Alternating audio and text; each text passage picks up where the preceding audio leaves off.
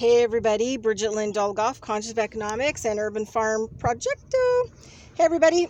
Anyway, I've been out and about collecting all kinds of plants, dried grasses, thistles, yarrow, horsetail.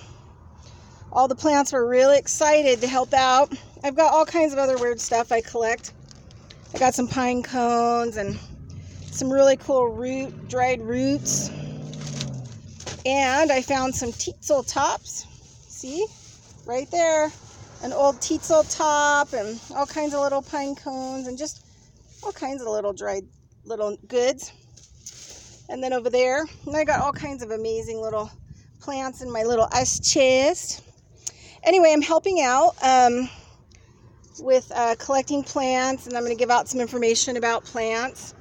And we're doing it for Lakia Press here in Reno. They're having a workshop tomorrow, a sun shadow, botanical sun shadow print workshop. And I'll take a little video from that tomorrow. And I'm really excited because I'm going to be making my own sun shadow prints for my new labels for my products. Woo, woo, woo.